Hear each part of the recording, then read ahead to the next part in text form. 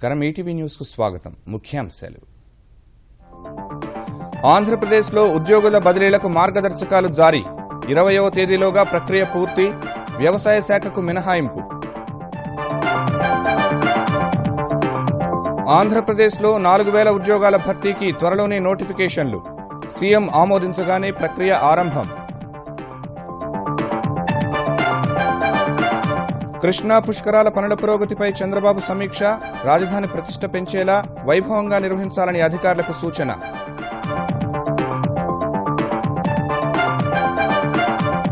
తెరాస సర్కారును విమర్శించిన అమిత్ షాపై హరీష్ ధ్వజం తెలంగాణలో కోతలు లేకుండా కరెంటు ఇస్తున్న ఘనత కేసీఆర్దేనని వెల్లడి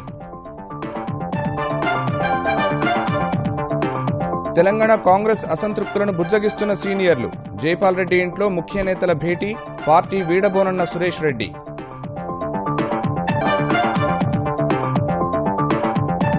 రసవత్తరంగా రాజ్యసభ ఎన్నికలు 7 రాష్ట్రాల్లో నేడు పోలింగ్ యూపీ కర్ణాటక హర్యానాలో ఆసక్తికర పోరు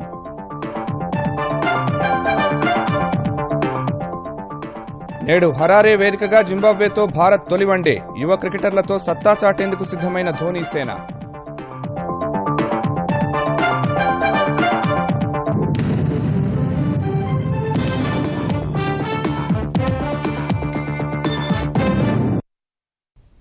ఉద్యోగుల బదిలీలకు ఆంధ్రప్రదేశ్ ప్రభుత్వం పచ్చజెండా ఊపింది నేటి నుంచి ఈ నెల 20 వరకు ఈ ప్రక్రియ సాగనుంది ఒకే చోట 5 ఏళ్లుగా పనిచేస్తున్న వారికి స్థానచలనం కల్పించనుండగా 3 ఏళ్ల లోపుంటే మినహాయింపు ఇస్తారు బదిలీ కోరుకున్న ఉద్యోగి పై అధికారులకు సెల్ఫ్ అప్రైజల్ సమర్పించే కొత్త విధానం తీసుకొచ్చారు బదిలీల ప్రక్రియను అవకతవకలు అవినీతికి తావు లేకుండా నిర్వహించాలని ముఖ్యమంత్రి తేల్చి చెప్పారు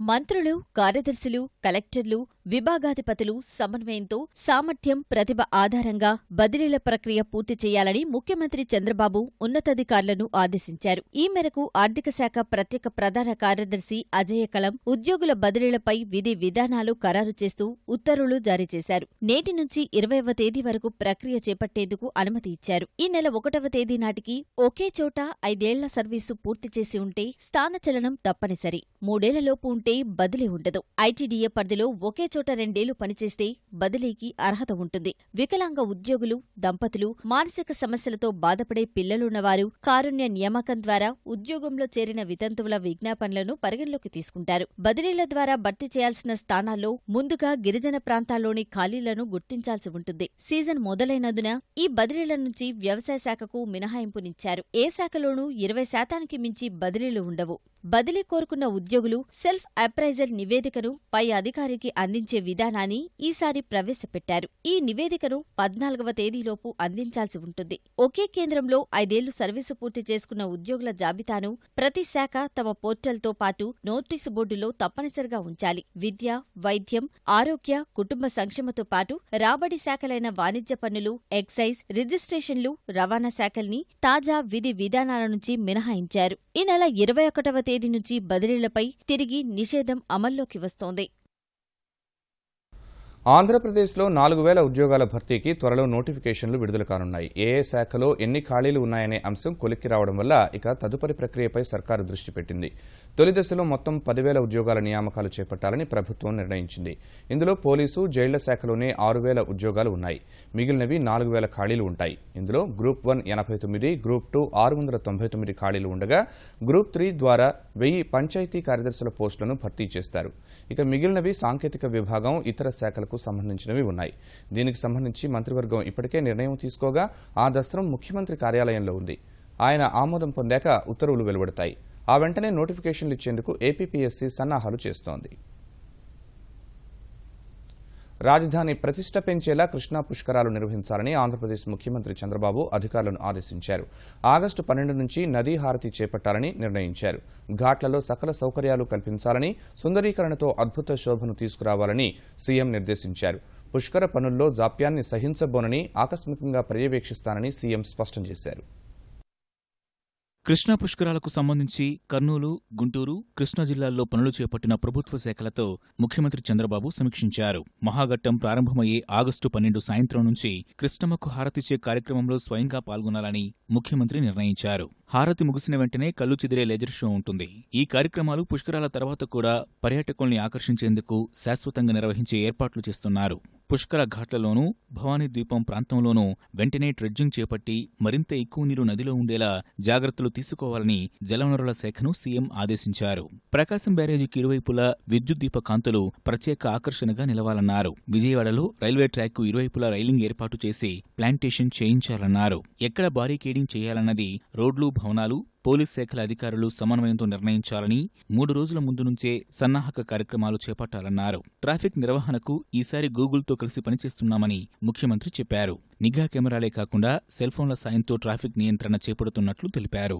విజయవాడలో 24, గుంటూరు జిల్లాలో 10 పుష్కరనగర్లు ఏర్పాటు చేస్తున్నట్లు ముఖ్యమంత్రికి కలెక్టర్లు వివరించారు. పుష్కరనగర్లో యాత్రికులకు సకల సౌకర్యాలు కల్పిస్తున్నట్లు చెప్పారు. ఒక్కో పుష్కరనగర్కు 24 లక్షల నుంచి 1 కోటి మంది వరకు వస్తారని అంచనా. అక్కడే బస్ స్టేషన్, వసతి ఏర్పాట్లు ఉంటాయన్నారు. ఆర్టీసీ బస్సులు నేరుగా నగరంలోకి ప్రవేశించకుండా బయటే నిలిపి ఏర్పాటు చేస్తున్నట్టు ఆర్టీసీ ఎండీ సాంబశివరావు చెప్పారు. దేవాదాయ శాఖ చేపట్టిన 154 కోట్ల విలువైన పనుల్లో 61 కోట్ల రూపాయల పనులు పూర్తి చేసినట్టు కమిషనర్ అనురాధ వివరించారు. జూలై 15 నాటికి మొత్తం పూర్తవుతుందన్నారు. ముఖ్యమంత్రి సూచనల మేరకు శ్రీశైలం బృహత్తర ప్రణాళిక, దుర్గగుడి అభివృద్ధి పనులను పుష్కర పనుల్లో భాగంగా చేస్తున్నామని దేవాదాయ శాఖ ముఖ్య కార్యదర్శి వివరించారు. అంతర్రాష్ట్ర జల వివాదాల్లో అనుసరించాల్సిన వ్యూహంపై నేడు ఆంధ్రప్రదేశ్ ప్రభుత్వం కీలక సమావేశం నిర్వహిస్తోంది. ముఖ్యమంత్రి చంద్రబాబు సమక్షంలో జరిగే భేటీలో సుప్రీంకోర్టు సీనియర్ న్యాయవాది గంగూలీ, ఇతర న్యాయవాదులు, జలవనరుల శాఖ అధికారులు పాల్గొంటారు. బ్రజేష్ కుమార్ ట్రైబ్యునల్ ఎదుట వినిపించాల్సిన వాదనలపై సమావేశంలో చర్చ జరగనుంది. ట్రైబ్యునల్కు సంబంధించి సుప్రీంలో విచారణ జరుగుతుండగా ఇందులో అవార్డు నోటిఫై చేయాలని మహారాష్ట్ర, కర్ణాటక వద్దని ఆంధ్రప్రదేశ్, తెలంగాణ వాదిస్తున్నాయి. దీనిపై ఇదే వైఖరి అవలంబించాలా లేదా అనే అంశాన్ని చర్చిస్తారు. అలాగే తెలంగాణలో కడుతున్న పాలమూరు, రంగారెడ్డి ఎత్తిపోతలపై ఆంధ్రప్రదేశ్ రైతులు సుప్రీంలో పిటిషన్ వేయగా జల వివాదాల్లో ప్రభుత్వాలే తప్ప వ్యక్తులు పిటిషన్ దాఖలు చేయరాదంటూ తెలంగాణ కౌంటర్ వేసింది. దీనిపై ఈ భేటీలో నిర్ణయం తీసుకుంటారు. పట్టిసీమ నుంచి నీటి మళ్లింపు విషయంలో కేంద్రానికి తెలంగాణ చేసిన ఫిర్యాదుపైన చర్చ జరుగుతుంది. తెరాసపై భాజపా అధ్యక్షుడు అమిత్ షా చేసిన ఆరోపణలను తెలంగాణ నీటిపారుదల శాఖ మంత్రి హరీష్ రావు తిప్పికొట్టారు. కేంద్రం సహకరించుకున్న రాష్ట్రంలో 24 గంటల కరెంటు ఇస్తున్న ప్రభుత్వం దేశంలో తెలంగాణ ఒక్కటేనని స్పష్టం చేశారు. వరంగల్ జిల్లా భూపాల్పల్లిలో ప్రభుత్వ 2 ఏళ్ల పాలనపై సభాపతి మధుసూదనాచార్య నిర్వహించిన సభలో ఆయన పాల్గొన్నారు. ఒక ఆయన వచ్చిండు ఢిల్లీకి వెళ్ళి బీజేపీ నాయకులు అమిత్ షా గారు 24 గంటల కరెంట్ వస్తుందా తెలంగాణలో అడిగిండు. వస్తుంది అదే కన్నా అమిత్ షా కనబడతలేదట 24 గంటల కరెంటు. ఇవాళ తెలంగాణలో ఏ పల్లెటూరు పోయినా, గోండుగూడెం పోయినా, లంబాడి తండాకు పోయినా, ఎక్కడ పోయినా ఇవాళ 24 గంటల కరెంట్ ఇచ్చిన ఘనత మన ముఖ్యమంత్రి కేసీఆర్ గారు. మధ్యప్రదేశ్ లో ఉందట, మహారాష్ట్రలో ఉందట. బీజేపీ పరిపాలించిన రాష్ట్రాల్లో మేము ఫుల్గా కరెంట్ ఇస్తున్నాం, మీ దగ్గర ఉందా అన్నాడు. ఒక్కసారి నీకు తెలియకపోతే మా భూపాలపల్లికో, మా ములుగుకో, లేకపోతే మా మహబూబాద్కో వస్తే చెప్తారు 24 గంటల కరెంట్ వస్తుందో లేదో. పరిపాలన సౌలభ్యం కోసం ప్రజలకు అధికార యంత్రాంగాన్ని మరింత చేరువ చేసేందుకు కొత్త జిల్లాల ఏర్పాటు ప్రక్రియ చేపట్టామని తెలంగాణ ఆర్థిక శాఖ మంత్రి ఈటల రాజేందర్ స్పష్టం చేశారు. కరీంనగర్ జిల్లా విభజన అంశంపై జిల్లా అధికారులతో సమావేశమైన ఈటల కొంతమంది కావాలనే జిల్లాల విభజనను గందరగోళం చేసేందుకు ప్రయత్నిస్తున్నారని ఆక్షేపించారు. పూర్తిగా ప్రజాభీష్టం మేరకే మండలాలు, జిల్లాల విభజన జరుగుతుందన్న మంత్రి ప్రతి మండలాన్ని 60,000 జనాభా ప్రాతిపదికన ఏర్పాటు చేయనున్నట్లు తెలిపారు. పరిపాలన సౌలభ్యం కోసం ప్రజాభిప్రాయం మేరకి ప్రజల యొక్క విల్లింగ్ తో మాత్రమే చేస్తాం తప్ప ఎక్కడ కాదు. అనవసరంగా కొంతమంది వ్యక్తులు ఇవాళ ఇంత గొప్ప కార్యక్రమాన్ని కన్ఫ్యూజ్ చేసి ప్రజలలో అల్లకల్లోలం అయోమయం చేసే ప్రయత్నం చేస్తున్నాం. దయచేసి ప్రజల్ని ఇది నమ్మద్దని చెప్పి మేము విజ్ఞప్తి చేస్తున్నాం. గ్రామ స్థాయిలో ప్రజాభిప్రాయ సేకరణ చేసి మండల స్థాయిలో ప్రజాభిప్రాయ సేకరణ చేస్తాం కాబట్టి దయచేసి అట్లాంటి వాడికి ఆస్కారం లేదు. ఎక్కడ కూడా అలాంటి ఉద్యమాలు కానీ అలాంటి వాళ్ళ మాటలు నమ్మద్దని విజ్ఞప్తి చేస్తాం. పలు డిమాండ్లతో ఆమరణ దీక్ష చేపట్టిన మాజీ మంత్రి ముద్రగడ పద్మనాభం రాజమహేంద్రవరం ప్రభుత్వ ఆసుపత్రిలోనే దీక్ష కొనసాగిస్తున్నారు. వైద్య పరీక్షలు చేయించుకోవడానికి ఆయన అంగీకరించడం లేదు. జిల్లా సంయుక్త కలెక్టర్ ఆసుపత్రికి వచ్చి విజ్ఞప్తి చేసినా పట్టు వీడలేదు. పోలీసులు ప్రభుత్వ ఆసుపత్రిని తమ అధీనంలోకి తీసుకుని పర్యవేక్షిస్తున్నారు. ముద్రగడను కలిసేందుకు సమీప బంధువుల్ని మినహా ఇతరులెవ్వరినీ అనుమతించడం లేదు. జిల్లా వ్యాప్తంగా 144 సెక్షన్ విధించారు. నిరసనలు దీక్షలు జరగకుండా నియంత్రిస్తున్నారు. మరోవైపు తుని ఘటనలో మరో 6గురిని సిఐడి అరెస్ట్ చేసింది. కాకినాడ న్యాయస్థానం వారికి ఈ నెల 24 వరకు రిమాండ్ విధించింది. తుని ఘటనపై సీబీఐ విచారణకు సిద్దమని ఆంధ్రప్రదేశ్ ఉప ముఖ్యమంత్రి నిమ్మకాయల చినరాజప్ప స్పష్టం చేశారు. ప్రతిపక్ష నేత జగన్ సీబీఐ విచారణకు డిమాండ్ చేసినందున మాజీ మంత్రి ముద్రగడ కూడా అందుకు అంగీకరించి దీక్ష విరమిస్తే తాము సీబీఐ విచారణకు ఆదేశిస్తామని తెలిపారు. తప్పు చేసిన వారిని శిక్షించవద్దనే రీతిలో ముద్రగడ మాట్లాడడం సరికాదన్న మంత్రి కాపులను ఉద్ధరించినట్లు జగన్ మాట్లాడడం విడ్డూరంగా ఉందని ఎద్దేవా చేశారు. మీరు రచ్చగొట్టితే మరి ఇంకా ఎక్కువ మంది వచ్చి ఇవాళ కేసులో బుక్ అయ్యే పరిస్థితి కాపు యువతంతా కూడా వచ్చే పరిస్థితి ఉంది. మేము కాపు అనే యువకులకి నాయకులు చెప్తున్నాం. ఈరోజు జగన్ హస్తం ఉంది బయట నుంచి.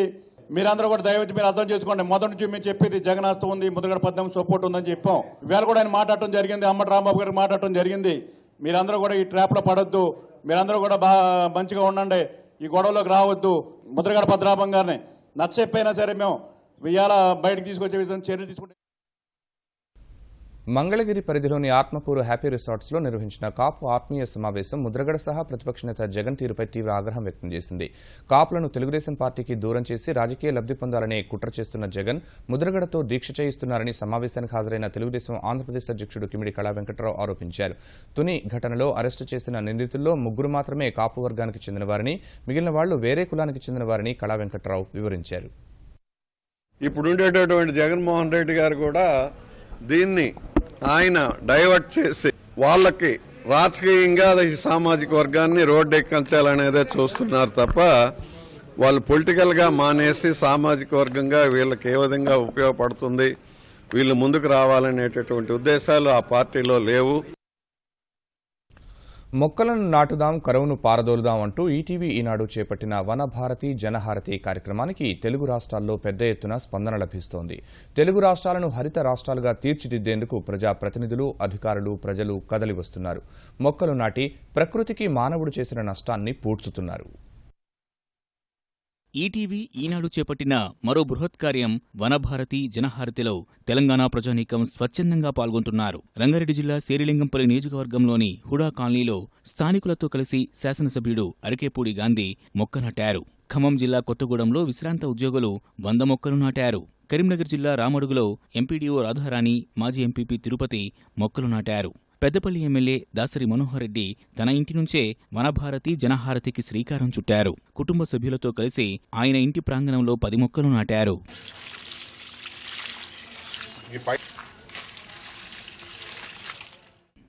వనభారతి జనహారతి కార్యక్రమానికి ఆంధ్రప్రదేశ్లో పెద్ద ఎత్తున స్పందన లభిస్తోంది. విశాఖ జిల్లా పరిషత్ కార్యాలయ ఆవరణలో చైర్పర్సన్ లాలం భవానీ, ఎమ్మెల్యే బండారు సత్యనారాయణమూర్తి మొక్కలు నాటారు. తూర్పుగోదావరి జిల్లా కాకినాడ కలెక్టరేట్ ఆవరణలో అటవీశాఖ అధికారులతో కలిసి కలెక్టర్ అరుణ్ కుమార్ మొక్కలు నాటారు. కృష్ణా జిల్లా కలిదిండి, మండవల్లి, ముదినేపల్లి మండలాల్లో ప్రజాప్రతినిధులు మొక్కలు నాటారు. కలిదిండి జెడ్పీటీసీ సభ్యురాలు రమాదేవి, ఎంపీపీ బండి లక్ష్మి ప్రజలతో కలిసి ప్రభుత్వ కార్యాలయాలు, రహదారుల పక్కన 1500 మొక్కలు నాటారు. గుంటూరు జిల్లా బాపట్ల ఎంపీపీ మానం విజేత, మార్కెట్ యార్డు చైర్మన్ నాగమల్లేశ్వరరావు ప్రజలతో కలిసి బర్తిపూడిలో 1000, చుండూరుపల్లిలో 500 మొక్కలు నాటారు. ప్రకాశం జిల్లా అద్దంకి ఆర్టీసీ గ్యారేజీ ఆవరణలో కార్మికులతో కలిసి డిఎం రామ్మోహన్ మొక్కలు నాటారు.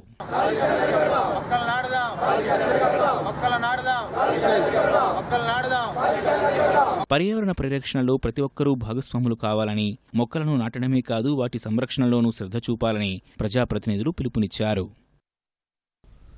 ప్రత్యేక తెలంగాణ రాష్ట్ర ఉద్యమం తరహాలో మొక్కలు నాటే హరిత ఉద్యమాన్ని సైతం విజయవంతం చేస్తామని తెలంగాణ అటవీ పర్యావరణ శాఖ మంత్రి జోగు రామన్న స్పష్టం చేశారు. ఈటీవీ ఈనాడు చేపట్టిన వనభారతి జనహారతి కార్యక్రమాన్ని తెలంగాణ ప్రభుత్వం తరపున అభినందించిన మంత్రి హరితహారం మరింత విజయవంతం అవుతుందని ఆశాభావం వ్యక్తం చేశారు. ఈ ఏడాది ప్రభుత్వం నిర్దేశించుకున్న 40 కోట్ల మొక్కలను అందరి భాగస్వామ్యంతో నాటి తీరుతామని, పరిరక్షణపై ప్రత్యేకంగా దృష్టి సారిస్తామని ఆయన తెలిపారు. ఈనాడు ఈటీవీ ఇప్పుడే కాదు ఎప్పటి నుంచో కూడా అనేకటువంటి సామాజిక కార్యక్రమంలో ముందుంటూ స్వచ్ఛ భారత్ గాని స్వచ్ఛ తెలంగాణ సుజలాం సుఫలం అనేటటువంటి కార్యక్రమాన్ని తెలంగాణ రాష్ట్రంలోనే కనీసం అంటే ఒక 10 లక్షల ఇంకుడు గుంతల్ని కూడా చేసినటువంటి ఘనత ఈనాడు ఈటీవీ వాళ్ళకు ఉంది. మరి అలా వనభారతి జనహారతి అనేటటువంటి కార్యక్రమం తీసుకొని ప్రజల ముందుకెళ్తుంది కాబట్టి అటవీ శాఖ మంత్రిగా నేను వారిని ప్రత్యేకంగా తెలంగాణ రాష్ట్ర ప్రభుత్వం తరఫున అభినందిస్తూ అనేక కార్యక్రమం తీసుకొని ఎప్పుడు కూడా విజయమే తప్ప ఈనాడు ఈటీవీ తీసుకున్న కార్యక్రమం ఎప్పటికి కూడా అది ఎక్కడ కూడా ఫెయిల్యూర్ కాలేదు. పలువురు నేతలు కాంగ్రెస్ను వీడి తెరాసలో చేరతారన్న ప్రచారం నేపథ్యంలో తెలంగాణ కాంగ్రెస్ పార్టీ ముఖ్య నేతలు సమావేశమయ్యారు. హైదరాబాద్లోని కేంద్ర మాజీ మంత్రి జైపాల్ రెడ్డి నివాసంలో జరిగిన భేటీలో ప్రతిపక్ష నేత జానారెడ్డి, పీసీసీ అధ్యక్షుడు ఉత్తమ్ కుమార్ రెడ్డి, కార్యనిర్వాహక అధ్యక్షుడు భట్టి విక్రమార్క, మాజీ ఎంపీలు పొన్నం ప్రభాకర్, వివేక్, మాజీ మంత్రి వినోద్ పాల్గొన్నారు. వివేక్, వినోద్ పార్టీ వీడతారంటూ వస్తున్న కథనాల నేపథ్యంలో వారితో చర్చించినట్లు తెలుస్తోంది. ఈ సమావేశానికి రావాలని ఎంపీ గుత్తా సుఖేందర్ రెడ్డికి సమాచారం ఇచ్చినప్పటికీ ఆయన గైర్హాజరయ్యారు.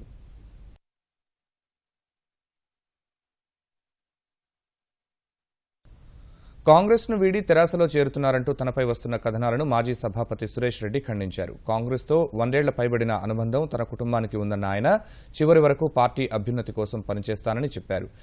ఎర్రవల్లి వ్యవసాయ క్షేత్రంలో ముఖ్యమంత్రి కేసీఆర్ను కలిశానన్న కథనాల్లో ఎలాంటి వాస్తవం లేదన్నారు.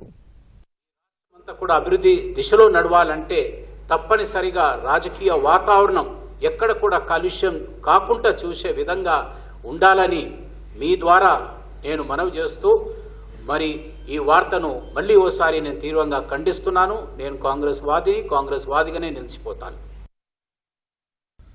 తెలంగాణలో న్యాయవాదులు ఆందోళనలు చేపట్టి సోమవారం నాడు చలో హైకోర్టుకు పిలుపునివ్వడం వంటి కారణాలను దృష్టిలో పెట్టుకుని పోలీసులు 2 నెలల పాటు ఆంక్షలు విధించారు.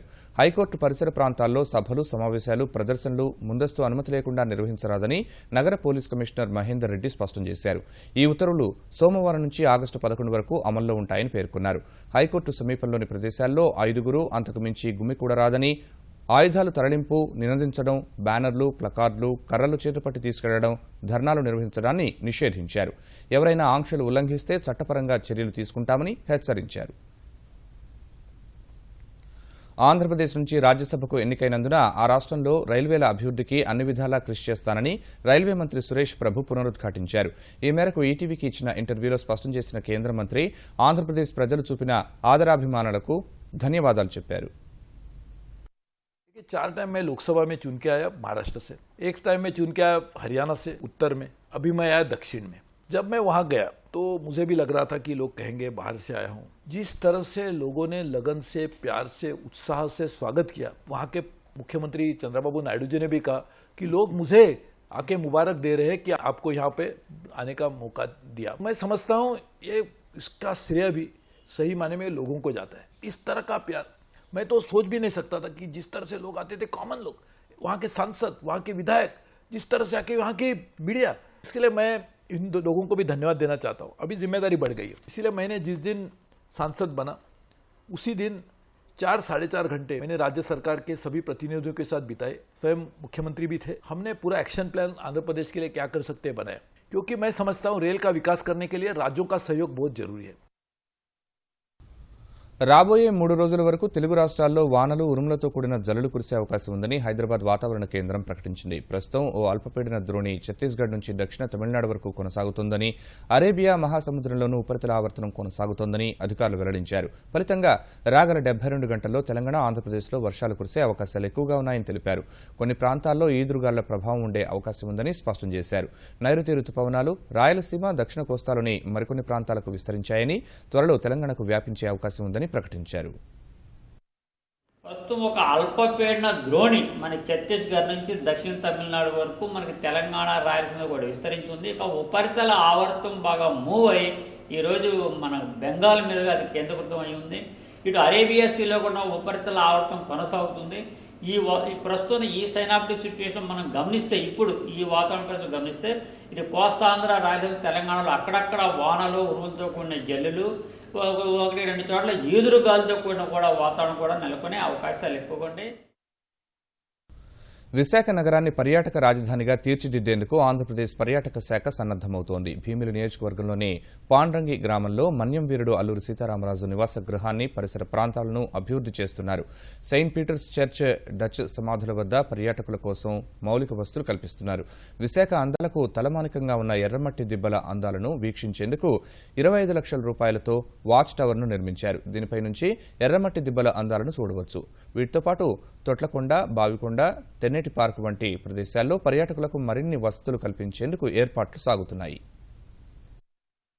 నుంచి మన వీసీ గారు హెల్ప్ తోటి ఇంజనీరింగ్ తోటి ఎర్రమట్టి దెబ్బలు 30 లక్షలు ఎస్టిమేటెడ్ వాల్యూ తోటి ఇప్పుడు వరకు ఏంటంటే మన బీచ్ సైడ్ నుంచి అందరు కూడా పర్యాటకులు ఎర్రమట్టి దెబ్బలు రావాలంటే అటే ఉంది అప్రోచ్. ఈ బ్యాక్ సైడ్ లేదు, బట్ ఇది మంచి రైజ్డ్ హై గ్రౌండ్ లో ఉంది. 30 ఫీట్ టవర్ క్రియేట్ చేశారండి. అండ్ ఈ సంవత్సరం కూడా 2016-17 కూడా ఒక 2 కోట్లు మనకి లోకల్ టూరిజం ఫండ్స్ రిలీజ్ అవుతున్నాయండి. ఫెసిలిటీస్ ఇంప్రూవ్ చేయడానికి మేము చర్యలు తీసుకుంటున్నామండి. రాజ్యసభ ఎన్నికలకు పోలింగ్ అనివార్యమైన రాజస్థాన్, హర్యానా, కర్ణాటక, మధ్యప్రదేశ్, ఉత్తరప్రదేశ్, రాజస్థాన్, ఝార్ఖండ్, ఉత్తరాఖండ్లలో ఇవాళ ఓటింగ్ ప్రక్రియ చేపట్టేందుకు ఈసీ అన్ని ఏర్పాట్లు చేసింది. రాజస్థాన్లో మొత్తం 4 స్థానాలకు ఎన్నికలు జరగాల్సిండగా కేంద్ర మంత్రి వెంకయ్యనాయుడు సహా సీనియర్ నేత ఓంప్రకాష్ మాథూర్, ఆర్బీఐ మాజీ అధికారి రామ్ కుమార్, దుంగార్పర్ రాజవంశీకుడు హర్షవర్ధన్ సింగ్లను బరిలో నిలిపిన భారతీయ జనతా పార్టీ 4 గెలుచుకునేందుకు పావులు కలుపుతోంది. మరోవైపు స్వతంత్ర అభ్యర్థిని బరిలోకి దింపిన కాంగ్రెస్ 1 స్థానాన్ని గెలుచుకోవాలనే పట్టుదలతో ఉంది. హర్యానాలో 2 స్థానాలకు కేంద్ర మంత్రి బీరేందర్ సింగ్ ఎన్నిక ఖాయం కాగా మరో స్థానం కోసం భారతీయ జనతా పార్టీ, ఐఎన్ఎల్డీ మధ్య తీవ్ర పోటీ నెలకొంది. మధ్యప్రదేశ్లో 3 స్థానాలకు ఎన్నిక జరగాల్సిండగా 2 అధికార భారతీయ జనతా పార్టీ విజయం ఖాయం కాగా 3వ స్థానం కోసం కాంగ్రెస్ పోటీ పడుతోంది. 4 స్థానాలకు ఎన్నికలు అనివార్యమైన కర్ణాటకలో 2 కాంగ్రెస్ ఖాతాలో పడటం ఖాయం కాగా మరో 2 కోసం కాంగ్రెస్, భారతీయ జనతా పార్టీ పోటీ పడుతున్నాయి. ఉత్తరప్రదేశ్లో 11 స్థానాలకు కూడా ఇవాళ ఎన్నికలు జరగనున్నాయి. వచ్చే ఏడాది శాసనసభ ఎన్నికలు జరగనున్న ఉత్తరప్రదేశ్లో భారతీయ జనతా పార్టీ తరపున ముఖ్యమంత్రి అభ్యర్థిత్వానికి తన పేరు వినిపిస్తున్న వేళ కేంద్ర హోంమంత్రి రాజ్నాథ్ సింగ్ అందుకు భిన్నమైన స్వరాన్ని వినిపించారు. ఉత్తరప్రదేశ్లో సమర్థ నాయకత్వానికి కొదవలేదని రాజ్నాథ్ చెప్పడం ప్రాధాన్యం సంతరించుకుంది. యూపీ ఎన్నికల ప్రచారంలో రాజ్నాథ్ కీలక పాత్ర పోషించే అవకాశం ఉందని అలహాబాద్లో జరిగిన జాతీయ కార్యవర్గ సమావేశంలో పలువురు నేతలు అభిప్రాయపడగా వారి అంచనాలు ఊహాజనితమని రాజ్నాథ్ స్పష్టం చేశారు. प्रदेश में नेताओं की कमी नहीं है, इसलिए चिंता मत करिए। भारतीय जनता पार्टी को विधानसभा चुनाव में उत्तर प्रदेश में क्लियर मेजॉरिटी हासिल होगी। देश के प्रधानमंत्री मोदी जी के नेतृत्व में जो केंद्र सरकार ने काम किया है, केंद्र सरकार का जैसा परफॉर्मेंस है उसको देखते हुए लोग महसूस करते हैं, इसलिए भाजपा यहाँ स्पष्ट बहुमत से जीतेगी और सरकार बनेगी. విదేశాల్లోని నల్లధనం వెలికితీతకు భారత్ చేస్తున్న ప్రయత్నాలకు తోడ్పాటు అందించేలా స్విట్జర్లాండ్ కీలక నిర్ణయం తీసుకుంది. విదేశాలు తమ పౌరులు బ్యాంకు ఖాతాల వివరాలు కావాలని దొంగిలించిన సమాచారం ఆధారంగా కోరినా ఇకపై సహకరించాలని స్విస్ ప్రభుత్వం తీర్మానించింది. ఈ మేరకు నిబంధనల సడలింపునకు అంగీకరించిన స్విస్ సమాఖ్య మండలి పన్ను పరిపాలనా సహాయ చట్టంలో సవరణలకు ఆమోదం తెలిపింది. సవరణ బిల్లును ఈ ఏడాదిలోనే స్విట్జర్లాండ్ పార్లమెంటు ఆమోదించే అవకాశం ఉంది. ఈటీవీ న్యూస్ సమాప్తం. నమస్కారం.